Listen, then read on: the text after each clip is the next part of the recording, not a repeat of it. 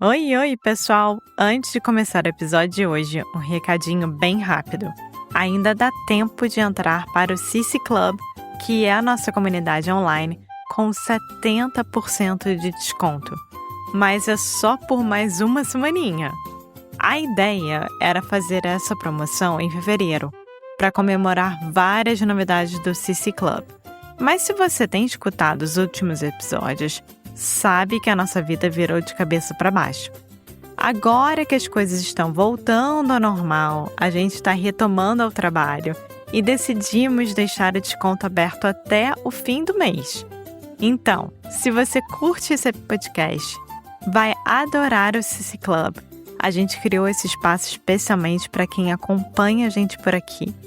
Se você estava pensando em entrar, agora é a hora de aproveitar e garantir a sua assinatura com um super desconto que é de 70%. No final do episódio, a gente explica melhor como funciona e, claro, você sempre pode falar comigo ou com o Foster se você tiver qualquer dúvida. Bora pro episódio?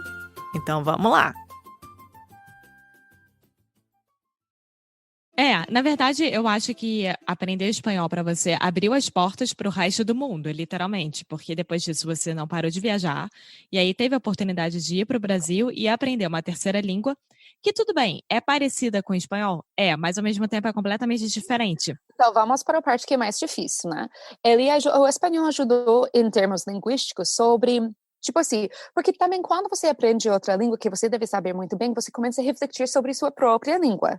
Então, muita coisa que você às vezes aprendeu, mas provavelmente não sobre a sua primeira língua, sua língua nativa, aí de repente você precisa saber dessas informações para aplicar elas para esse novo idioma. Então, essa parte eu já tinha feito, entendeu? Aí espanhol também tem gênero, que é a parte mais difícil para mim, sobre o espanhol, sobre o português, mas pelo menos eu sabia que existia. Exatamente, é isso que eu falo sempre para os meus alunos, o espanhol vai te dar, para quem aprendeu, né, antes, vai te dar uma base, porque é muito parecido com o português nesse sentido, principalmente nos gêneros. Te aprende a entender que tem gênero, para quem é falante nativo de inglês. Mas o resto... Mas e Alexia, essa coisa de gênero, ele mexeu com a minha cabeça de um jeito que você não tem ideia. Foi uma coisa filosófica, eu entrei numa piração. Tipo assim, como uma cadeira é feminina? Aí eu começava, porque eu estava trabalhando muito com justiça social na época, eu começava a ficar puto com qualquer coisa que era masculino. É tipo assim, mas por que essa aí é masculino? Tipo, coração. Ué, coração é muito feminina. Tipo, por que tem que ser machista essa língua, né? Enfim. Foi muito doido. Mas entendi isso, entendi coisas de subjuntivo, entendi coisas de várias conjugações de verbos. Então, claro, o espanhol ajudou pra caramba e muitas das palavras são cognatos, né? Não false friends, mas algumas das palavras realmente ajudam você a entender.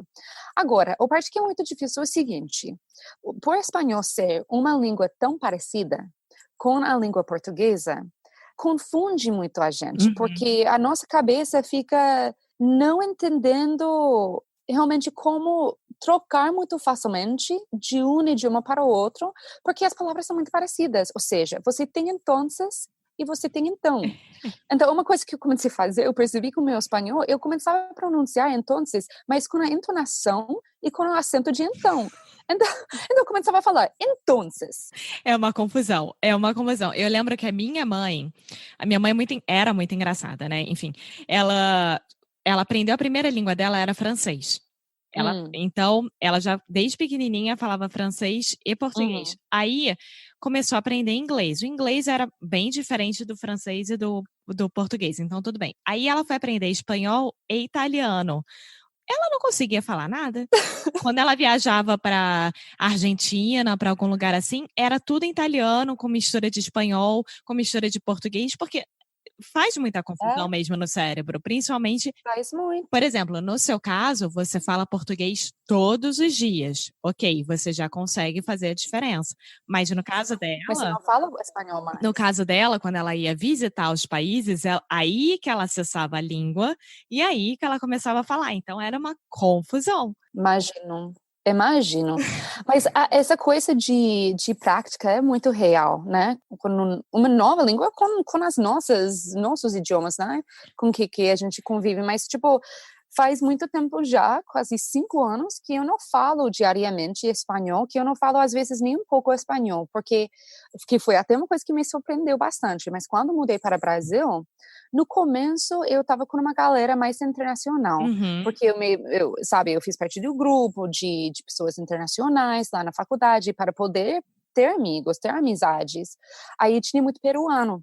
Então, tinha uns 4 ou 5 pessoas que estava todo, tipo, doutorado em matemática. Foi muito interessante. Que, tipo assim, eu comecei a sair com 5 homens peruanos que eram matemáticos, né? Eu falei, gente, que é minha vida aqui? E o aqui? seu oposto, né? Totalmente ligado à arte, dança, humanas. Totalmente oposto. Totalmente. Mas foi muito engraçado. Eu adorei eles e me acolheram e foi muito legal. Mas aí eles se foram, né, entendeu? E eu começava a falar português e eu tinha meus próprios amigos brasileiros. Então, até no Brasil, espanhol não tem uma presença muito forte, que não foi uma coisa que eu esperava, entendeu?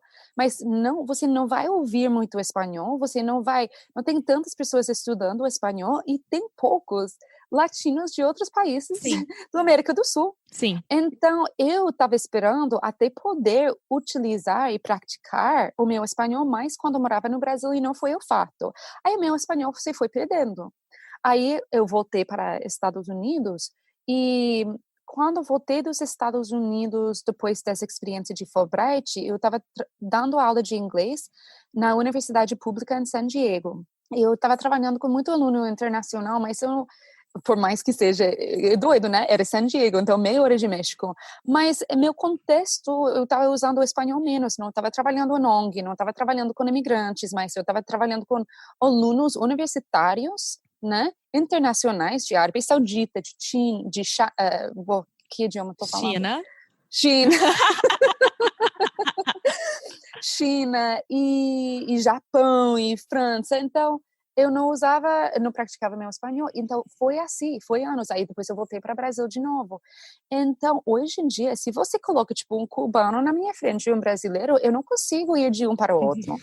Tenho que realmente, tipo, fechar meus olhos, concentrar muito para poder falar em espanhol hoje em dia, que é uma coisa que eu nunca na minha vida achei que ia acontecer. Mas isso aconteceu com o Foster também. Ano passado a gente foi para o Chile e ele, depois de muito tempo de não ter contato com a língua espanhola, porque ele teve praticamente a mesma experiência com você na Espanha, né?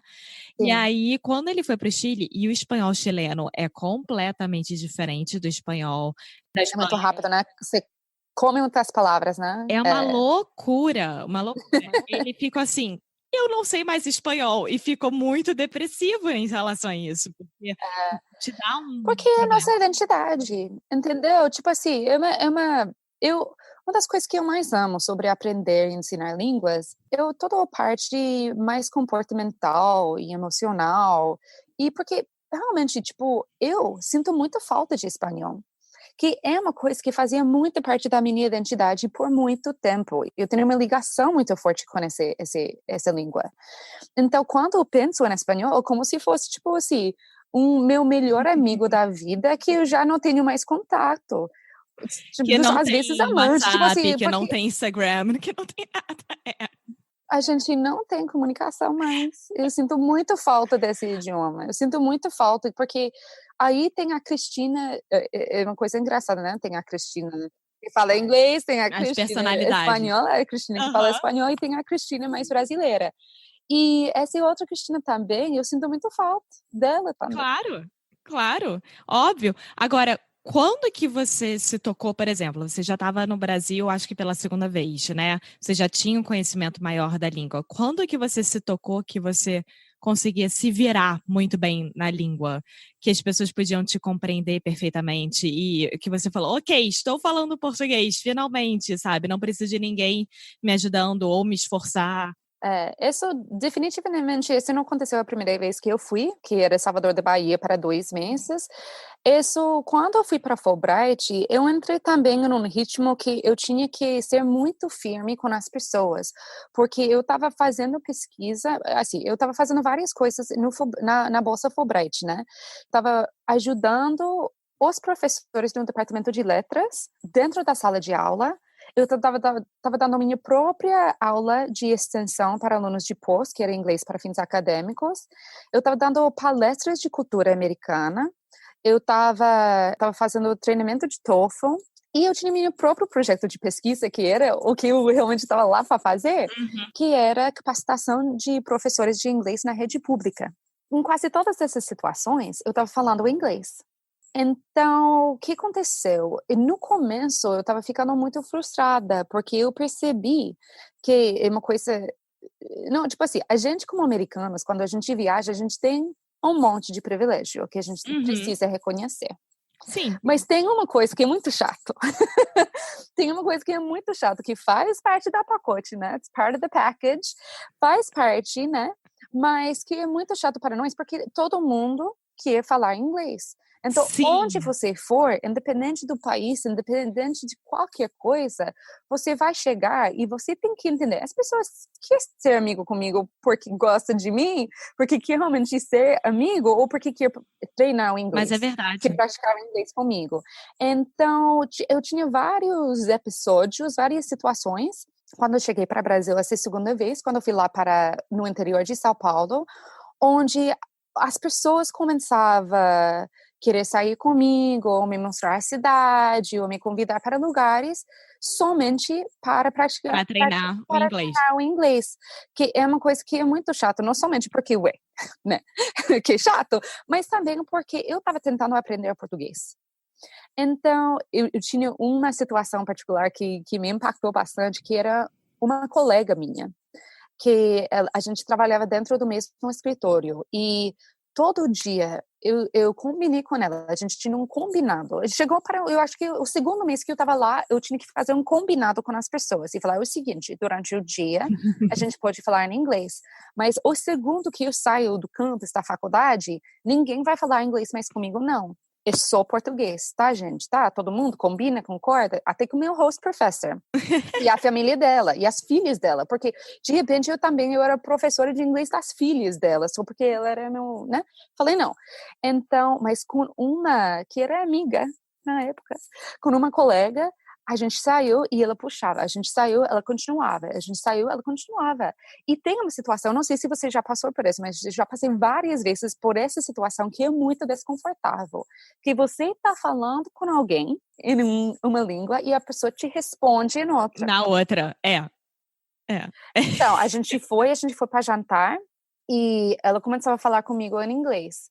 E tentando ser mais sutil e não grosseira, eu simplesmente respondia em português, para tentar fazer ela lembrar que a gente tinha se combinado.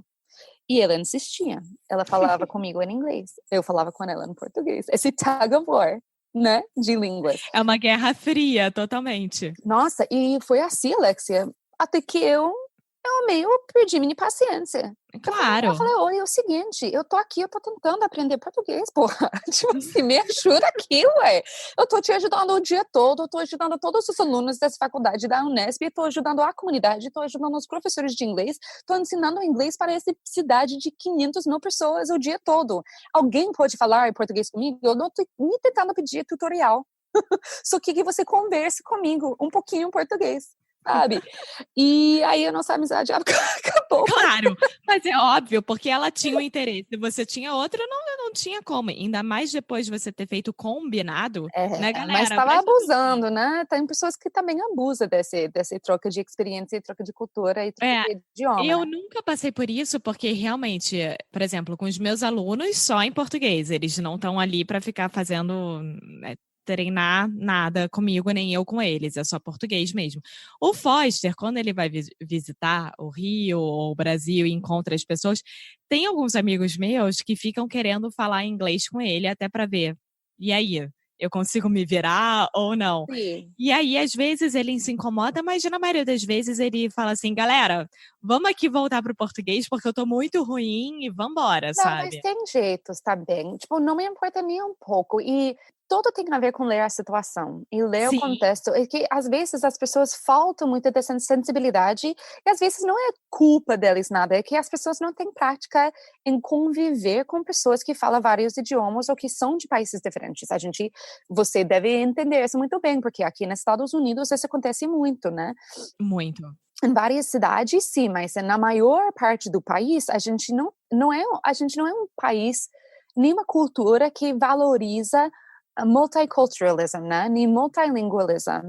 Então, tem menos pessoas que viajam por fora, que tem menos pessoas que têm experiências multiculturais, multilingües.